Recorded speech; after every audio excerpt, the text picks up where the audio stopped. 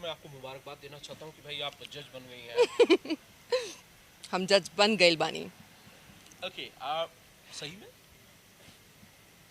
Keep checking.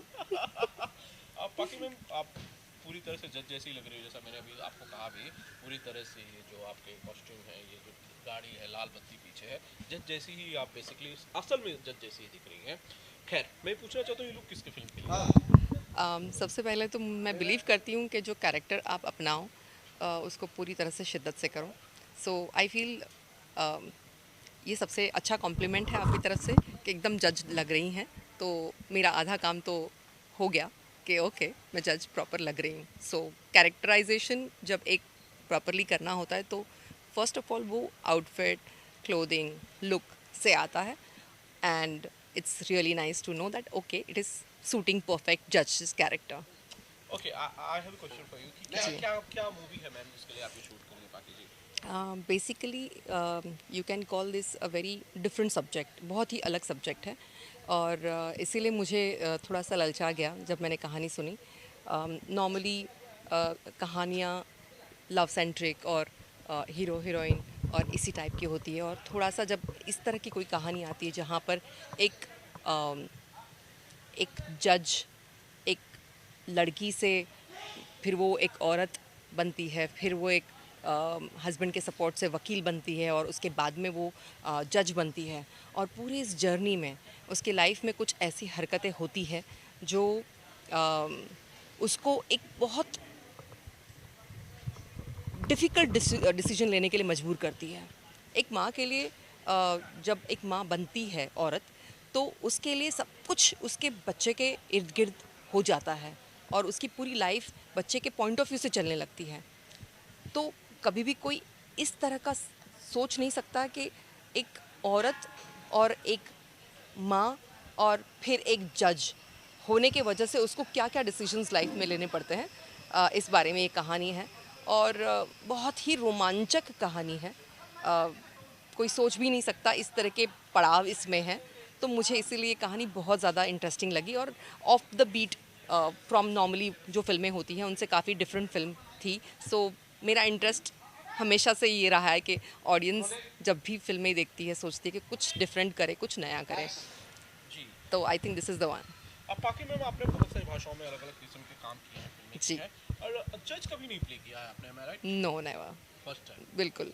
आपको हमने जब भी देखा है बड़ा ग्लैमरस अंदाज में देखा है, बड़े शानदार लुक्स में देखा है, बड़े खूबसूरत जी। आपको फैंसी ड्रेसेस में देखना है, आज आपको जज वाले गेटअप में देख रहे हैं, बट आप इसमें भी खूबसूरत लग थैंक रही यू, हैं thank you. As usual. Okay, makes my day. Team के बारे में मुझे जरा बताइए बाकी मैम, किसके ये जो पूरी टीम है आपकी, चंदन के डायरेक्शन में, चंदन के डायरेक्शन में, जी। टिम टिम तारा जो फिल्म का नाम है, जी। बाकी लोगों के साथ कैसा है? हमारा टिमटिम तारा एक छोटा बालक भी है, और उसके बाद में जब वो बालक युवा बन जाता है तो आदित्य ओझा जी प्ले कर रहे हैं। और बहुत ही इंटरेस्टिंग तरीके से प्ले किया है, क्योंकि उनके काफ़ी डिफरेंट शेड्स है जो नॉर्मली कोई सोच भी नहीं सकता कि इस तरह का शेड। सो पहली बार वो एक ट्विस्ट एंड टर्न्स वाला शेड देखने मिलेगा। तो आई एम श्योर उन्होंने भी ऐसा किरदार कभी किया नहीं है। और फिल्म प्रोड्यूस की है सनी जी ने। तो जी, सनी प्रकाश जी ने। और एक ऑफबीट सब्जेक्ट लेने के लिए बड़ा करेज चाहिए होता है। सो मुझे लगता है कि वो करेजियस मूव होता है जब भी कुछ एक डिफरेंट टाइप का सब्जेक्ट आप चूज़ करो, ना कि सिर्फ हीरो हीरोइन वाली कहानी। कमर्शियल कहानियों पे ही लोग ज़्यादा फोकस करते हैं, इस तरह के सब्जेक्ट्स पे ज़्यादा लोग फोकस नहीं करते हैं। So that was interesting about him. और हमारे डायरेक्टर साहब हैं चंदन जी। चंदन जी पहली बार जब स्क्रिप्ट लेके आए तो I could see that passion in him. And Aadi भी साथ में ही था। We been friends, but at the same time जब काम करने के एक पैशन दिख के आती है ना कोई स्क्रिप्ट में, तो मैटर वो करता है कि थोड़े चंद जो पैशनेट लोग साथ में मिल जाते हैं तो वो चीज़ें कुछ अच्छी करना चाहते हैं, और वो मैंने चंदन जी में देखा। He seems to be very passionate and very focused about his work. He knows what he is doing.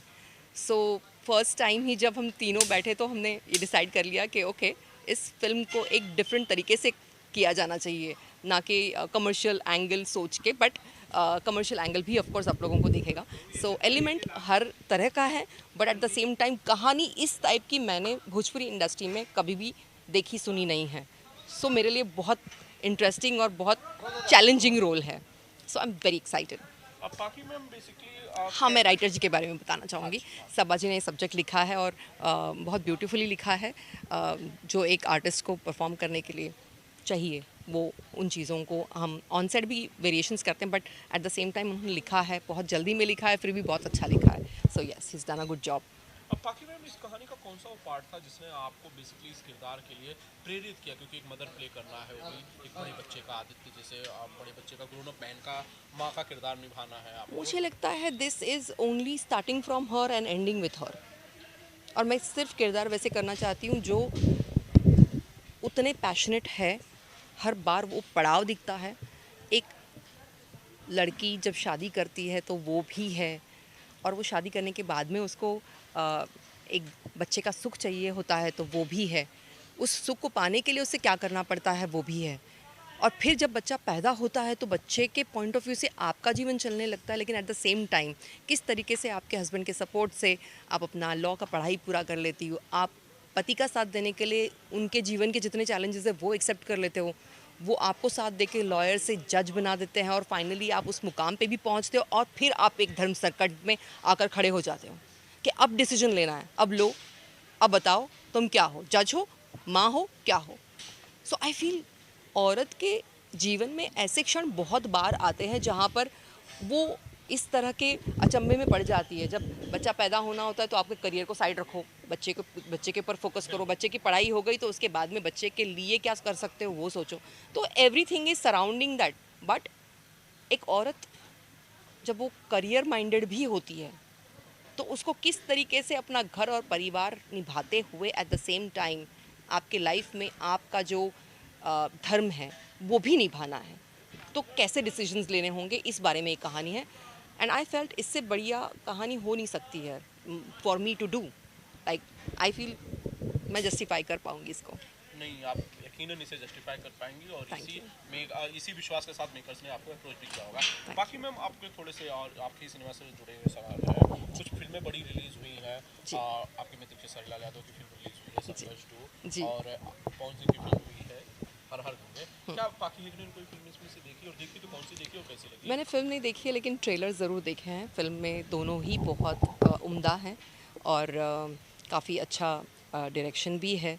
No doubt पवन जी है, खेसारी जी है, they are big stars of today. तो उस लायक की और लेवल की और ग्रैंडर की फ़िल्में बनी हैं. उसमें डायरेक्शन हो या फाइट हो या सिनेमाटोग्राफी हो, everything is very beautiful. Trailer बड़ा प्रॉमिसिंग लगा. So yeah all the best to both the films. Madam, ये कहा जा रहा है कि ये फिल्में भोजपुरी सिनेमा को नेक्स्ट लेवल पे ले जा रही हैं. आपको लगता है ये एक नए ट्रेंड की शुरुआत हो रही है at least? I am sure, because जितना मैंने सुना है हर हर गंगे के बारे में भी, चंदन उपाध्याय जी की फ़िल्म है, और नो डाउट मैंने वो स्क्रिप्ट भी सुनी थी, मेरे पास भी आई थी, और उसमें जितना किरदार पवन जी का है वो गंगा मैया के ऊपर आधारित है. तो बहुत ही स्ट्रांगली वो प्ले किया होगा उन्होंने भी. I am very sure about that. And it's a very in topic बोल सकते हैं आप कि गंगा सफाई के ऊपर, जो कि आज हमारे प्राइम मिनिस्टर जी नरेंद्र मोदी जी का अभियान भी रहा है. सो आई वुड अप्रिशिएट कि इस तरह की फ़िल्में बने, लोग देखें, समझें, और सबसे पहले साफ़ सफाई और हाइजीन को समझें. आज कोरोना काल में सब लोगों ने कितना दुख और तकलीफ़ देख लिया है. सो आई फील ये एवरीडे लाइफ में इम्बाइब होना और इनकलकेट होना बहुत ज़रूरी है. So yes, piece of advice. बाकी मैम, आपने एक बात कही कि स्क्रिप्ट आपके पास भी आई थी हर हर गंगे की. क्या आपको अप्रोच किया गया था कोई रोल करने के लिए हर हर गंगे में? Yes, it was approached, but उस टाइम पे मैं मेरा शो कर रही थी Rajjo. So it was not just possible to talk about the film. तो जब पहले ही बात हुई तो मैंने कहा नहीं, मैं ऑलरेडी शो कर रही हूँ, बट टॉपिक मुझे समझ में आ गया था and it sounded very interesting. मुझे इतना याद है गंगा सफाई के ऊपर वो रहा है, और काफ़ी चीज़ें इंटरेस्टिंग, उसमें स्टार कास्ट भी काफ़ी अच्छी है, सब बड़े कास्ट उन्होंने लिए थे. आई थिंक मनोज जी भी पार्ट है उसका. बाकी मैम, अब उसको चंदन ने कहा है कि भाई हम इसका पार्ट 2 बनाएंगे, हर हर गंगे पार्ट 2 बनाएंगे. अब अगर आपके पास समय रहा तो आप करेंगी उस फिल्म को? Of course I will hear the script, और मेरे लायक क्या क्या काम होगा वो देखिए. मेरे लिए इम्पॉर्टेंट है कि मैं ऐसे फिल्म का पार्ट बनूं जहां पे मुझे करने के लिए और मेरी ऑडियंस को मुझे देखने की जो चाहत है उसको मुझे दिखाने के लिए कुछ मैटर तो हो. So that's what matters to me. अच्छी स्क्रिप्ट होगी तो ज़रूर करूँगी, और मेरे करने लायक कुछ होगा तो ज़रूर करूँगी. I prefer different subjects and जिसमें मेरा कुछ अच्छा प्रोमिनेंट सा किरदार दिखे. बाकी में बहुत सारे लोग हैं अक्सर कमेंट करके पूछते रहते हैं, आपका गाना बड़ा हिट हुआ था बंगलिंगा, बहुत सारे लोग हैं, मैं शायद कमेंट्स को गिन नहीं पाता जितने सारे लोग कमेंट करते हैं. 125 मिलियन हो गए हैं और 126 मिलियन पे चल रहा है अभी वो गाना. 126 मिलियन बहुत ह्यूज नंबर्स हैं. Yes. बाकी में Yes. आपको लगता है कि जो पॉपुलैरिटी है ये उसका पार्ट 2 डिमांड करती है कि भाई इसमें ऐसे गाने आने चाहिए या ऐसा बंगलिंगा का पार्ट 2 आना चाहिए, तो आपका क्यों नहीं शूट कर रहे हो, आप क्यों नहीं कर रहे हो? मुझे लगता है कि डिसीजंस ना ऑलवेज प्रोड्यूसर्स लेते हैं, हम लोग सिर्फ पार्ट होते हैं. तो नो डाउट जब बंगलिनिया 1 बनाए हैं और उसके सक्सेस से जैसे निरवा रिक्शा वाला बनी थी, निरवा रिक्शा वाला 2 भी बनी, निरवा रिक्शा वाला 3 भी बनी, तो आई एम श्योर ये भी क्लिक करेगा. आदिशक्ति इज़ द प्रोड्यूसर, तो ज़रूर उन लोग अगर सोचेंगे तो उनको सोच के बनाना चाहिए. आई फील आप ओके हैं, करेंगे अगर आप करेंगे any time. I mean why not. बहुत ही सुंदर और बहुत ही साफ़ सुथरा गाना था, बहुत ही मस्ती वाला गाना था, और ये कहानी बहुत प्राचीन वक्त से ऐसी रही है कि हस्बैंड्स बिहार से छोड़ के चले जाते हैं और जाके बंगाल में बसते थे, तो वहाँ पे भी उनकी कोई एक वाइफ होती थी, ऐसे कुछ इंसिडेंसेस होती थी.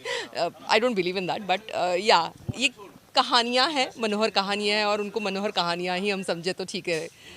So it's a very playful and notorious song जहाँ पे एक वाइफ हस्बैंड की छेड़खानी कर रही है और उसको उस बंगलिनिया से हटाने की कोशिश कर रही है. सो it was a very beautiful nice number I felt. शानदार, बहुत शानदार गाना था, और उसका जो पार्ट 2 जब भी बनेगा आप लोगों के साथ बहुत ही ज़्यादा आई एम शानदार श्योर. होगा. बाकी में और कुछ प्रोजेक्ट्स जो आप कर रहे हैं आने वाले टाइम में, अगर आप ऑडियंस को अभी के लिए तो मैं इसी प्रोजेक्ट पे ध्यान दे रही हूँ, और दूसरी प्रोजेक्ट की बात ऑलरेडी चल रही है. But I would prefer to go slow about movies, because movies भागदौड़ में करो तो अच्छा नहीं लगता. मुझे लगता है कि अभी रज्जो ख़त्म हुआ है और रज्जो के उस फटीक से मैं बाहर निकल रही थी. So I took a break for a good time, और अब जब अच्छी फिल्म ऑफ़र हुई है तो मैंने सोचा कि मुझे इसको करना चाहिए. सो 100% कोई अच्छी फिल्म आएगी, I will be doing it. Okay, thank you. Thank you ma'am, बाकी में बहुत बहुत थैंक यू.